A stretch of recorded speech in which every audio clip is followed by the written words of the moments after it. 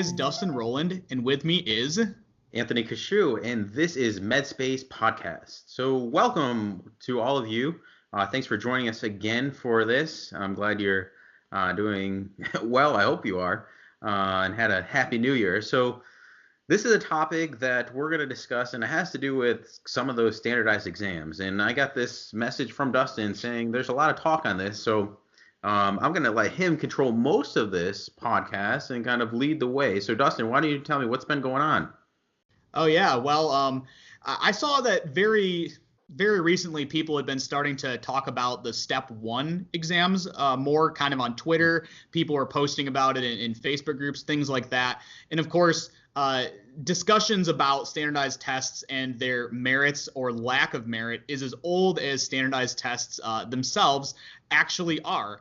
But somebody named Brian Carmody, and I'll put this up on the screen, said, posted on Twitter that he'd received course feedback for a med school course he taught. And here's what the student said. Basically, it was asking, was this a good class or not? Oh, so he's a professor of these students. Okay. Yeah, exactly. Yeah, he was teaching a class. Sure. And the student said, well, it's hard to give feedback. I'd say that the class is being done well. The issue is Step 1. Step 1 is the difference between having the option to do what I want to do for the rest of my life and a compromise.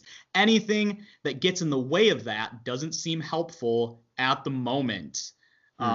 So yeah, I don't know if you've ever given. I can't say that I've never given feedback like that. But what do you think about that, Anthony? Yeah, I mean, when you get all these evaluations, there's only so much that you have time to even write, and sometimes I end up giving really good evaluations just to make people feel good. But I think it's a good thing. I think it's been going on for a while. I remember when I studied for steps. Now, study to take step 3. It's not fun, and I think it is hard. What is the point of this? It's another standardized exam. I remember even for step 1, which I did not do as well as I did on step 2. But even so, it's like, what is the point of this? Yeah, so before we even talk about that too much, I just want to take a quick step back from even any of the specific stuff about Step 1 at all and talk about just standardized tests in general, right? You and I, we've talked about this, both taught the MCAT. I also taught ACT, SAT, GRE, bunches of other standardized tests. You got them wrong. Yeah, all except the LSAT. I never got it. So this is like not. This is probably you're probably like hearing these things and you're looking at this guy's feedback and you're like, oh man, this is like my favorite thing. This is what sets me apart, and this is the reason I am in medical school and going to be in a good program. So you're probably on that side that you're rooting for it, right? Is that correct? Yeah. So I mean, here's the thing. I have always agreed that standardized tests are not a good judge holistically of people's characters. Like I was able to do really well on those tests way before I had a good study schedule and understood how to synthesize things and work really hard, to get what I wanted. So it's definitely not a holistic evaluation. What it does is it says, are you good at taking tests really fast? Are you good at reading? Certain ones focus more on critical thinking. Do you have a basic understanding of sciences, depending on which one you're talking about? They're not that effective at telling us whether or not a person is a good person. But here, one of the things that I wrote down, essentially the main pro, and something that you brought up yourself, is these tests give us a way to look at applicants that we wouldn't even look at otherwise. Sure. Because you might get 10,000 applicants. It's physically impossible to interview 10,000 applicants. Exactly. It's physically impossible even to read every single thing that they've all written. And I hate to break it to people, but there needs to be something to narrow it down. One residency director wrote in his tweet saying that, when you get 6,000 applications for 11 spots, how am I supposed to actually go through all these without at least some kind of metric to give context to the other pieces of information that I'm receiving? Right. I think that's a fair point. And I mean, if you're not happy with the current, program, what do you propose? I think a lot of people, it sucks studying, in the moment you kind of don't understand it, but what would you replace it with? I think that's the part it seems to be missing in some of these comments is what is the relevance? This is getting in the way of my what I want and what I love to do, but what are you going to replace it with? And I think that's still a gap that no one's tried to fill.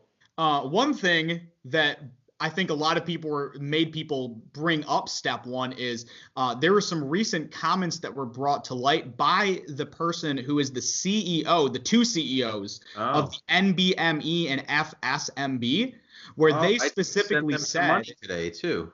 I just bought one of their practice tests. So. Oh no, you're giving money to the. I know, $60. So let's see what they say, because they usually don't give the answers to their exams. So what did the CEO say?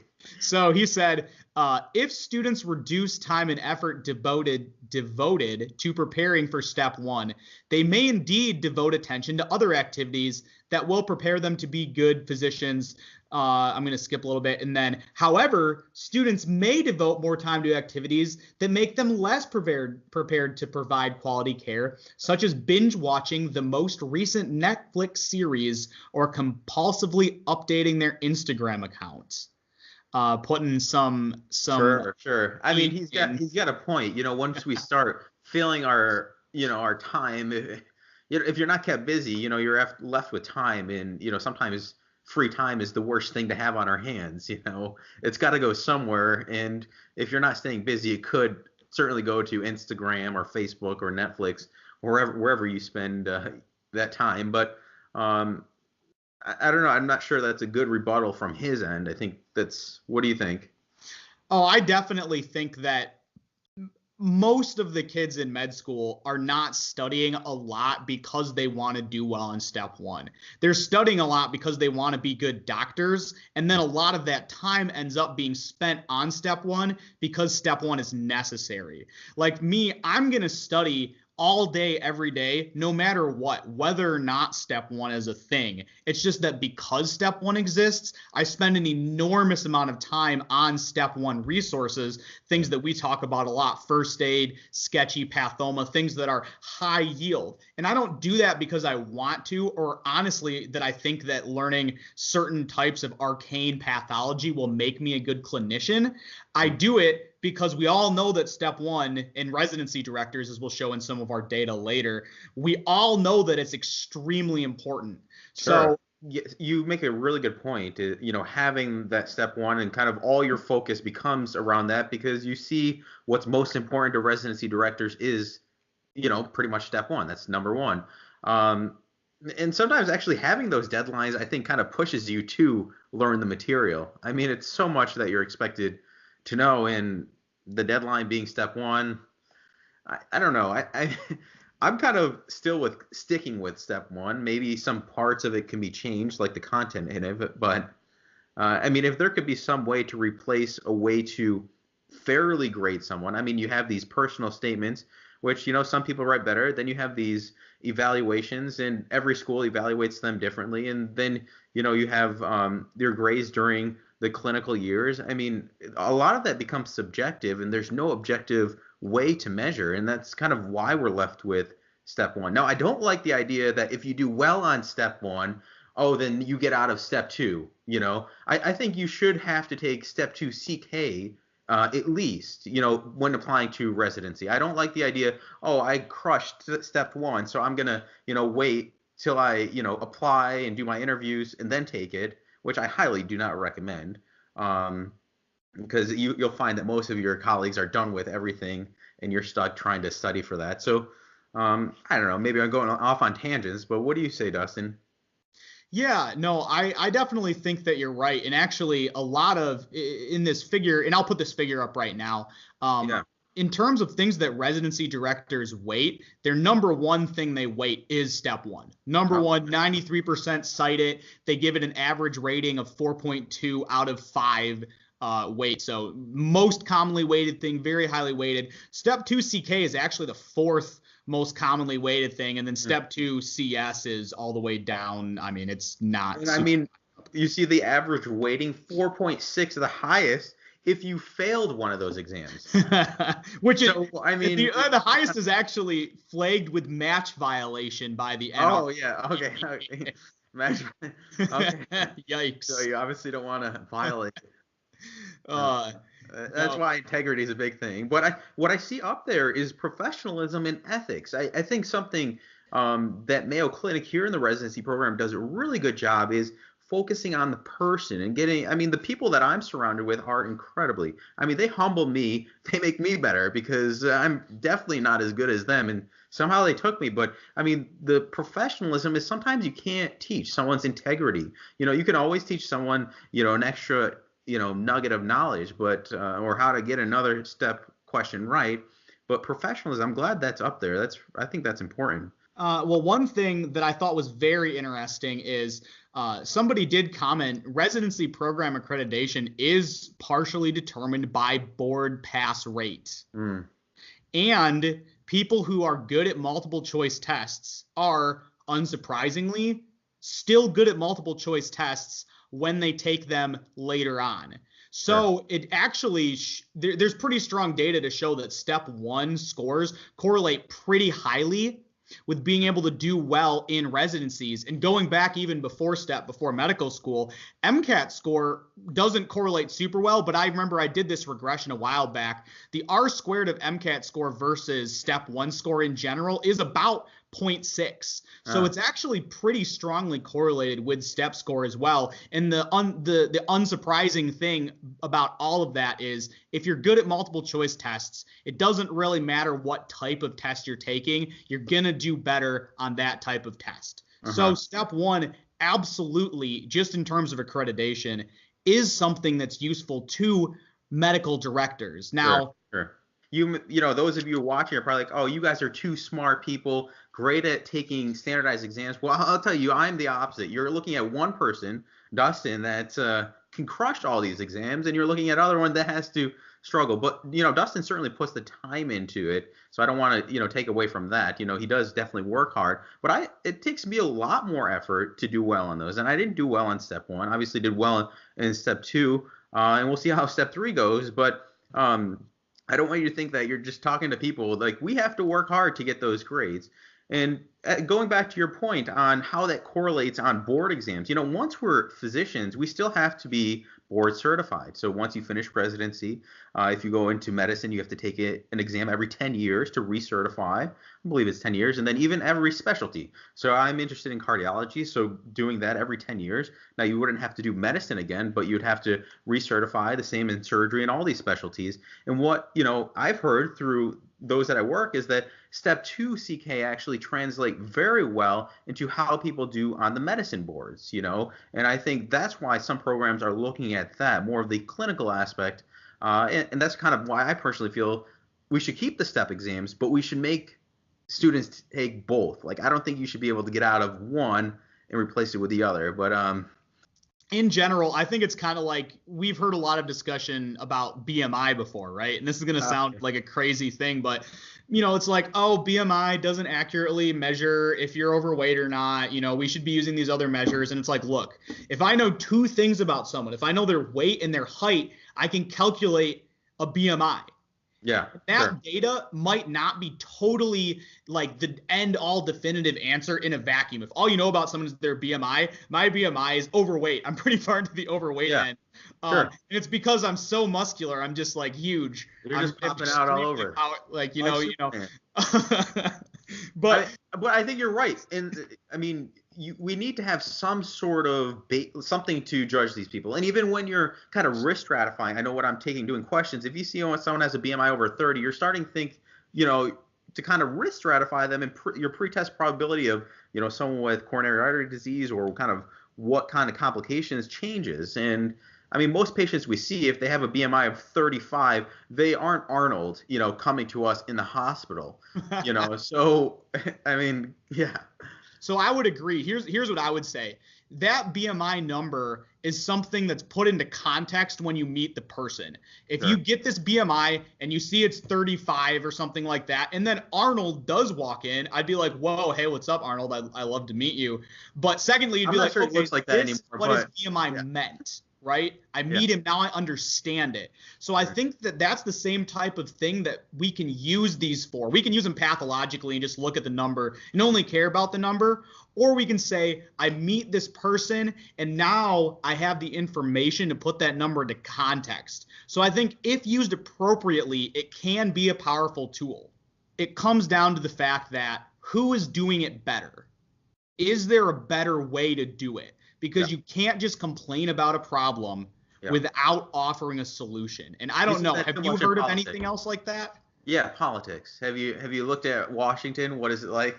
That's exactly. One's back and forth. One kind of does this, one doesn't want, something, and there's no solution. So yeah, it sounds too familiar, to be honest. So what are some of the pros that you see other than, for these standardized exams, having some baseline to judge people on?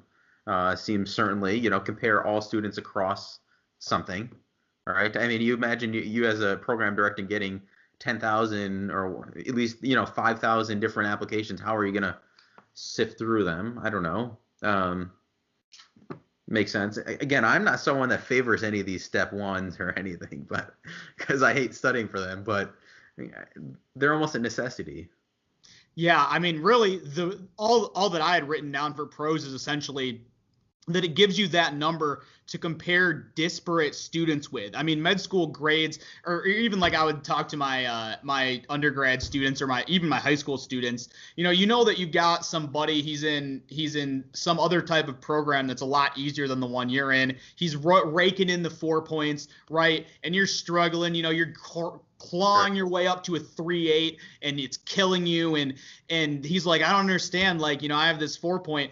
And so if you took this test though, right, that actually tests your knowledge here, the assumption is that you wouldn't be getting the same score. So the problem is a lot of our other measures that we have to compare students with are not standardized. So standardization it's in the name, right? That's the biggest advantage I see here. And anymore, all the resources being developed are kind of around that, right? We talked about Dr. Satara and Pathoma and all the other, Sketchy and how they're kind of doing it. So I feel like doing well in these step exams has never been easier, right?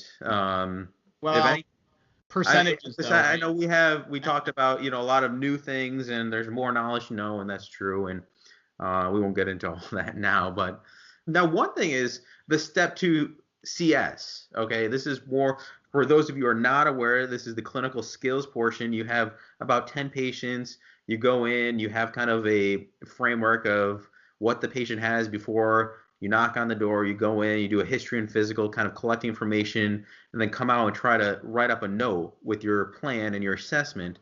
For most of us in American universities or medical schools, this is something we do during our clinical years. And I mean, to spend like $1,200 to $2,000 or whatever it is for this test, I don't know if it's really worth it. I mean, most people, I'd say most medical students don't have to study so much more than a week, to be honest. So I wouldn't say that for the other exams, but for that one, certainly. And I can see it for foreigners. I have a lot of foreigners, international medical graduates, but the language portion is a hard thing. The American culture is different.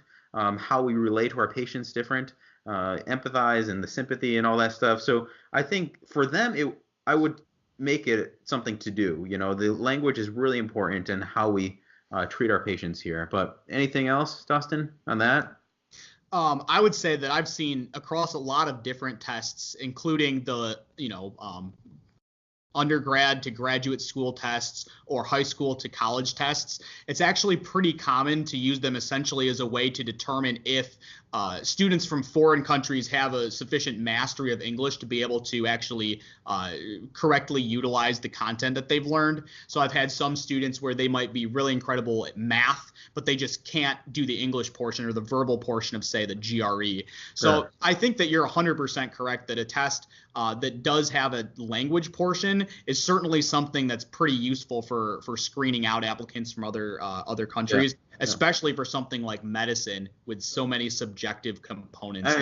We have one of the best jobs I think this is the best job, to be actually someone's putting their life and trust in your care, which is really a humbling thing and something that is amazing to think of. every day.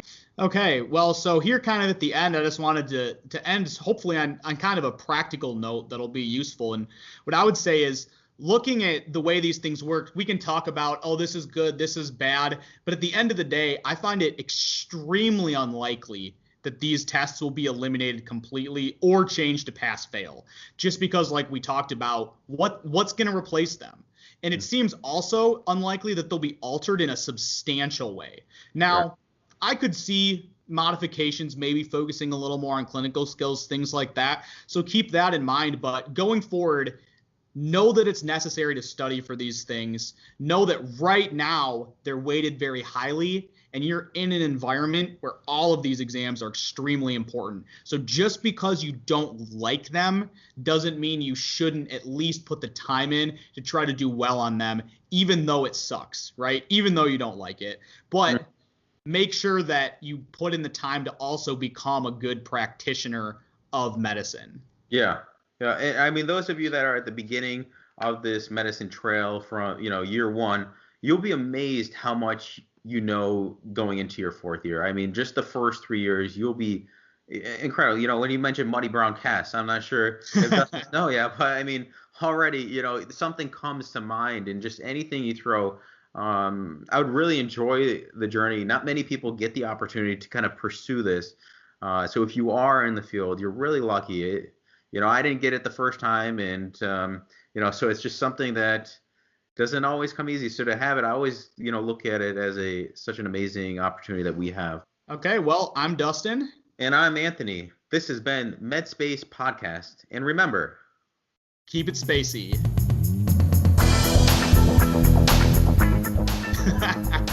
By the way, were you talking about acute tubular necrosis? Yes. Okay.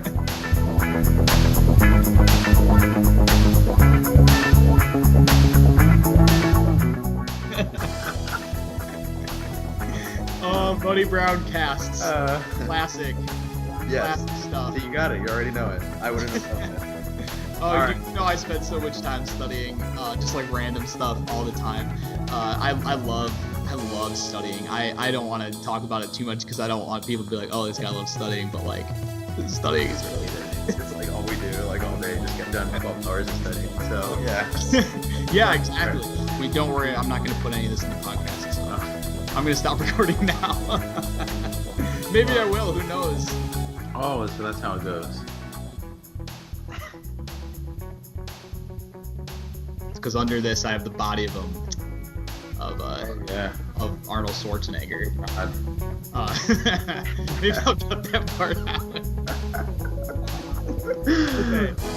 Okay. Okay, yeah, that's not something we want to enter. Let's just pause for 3 seconds. I got nothing more to say on that.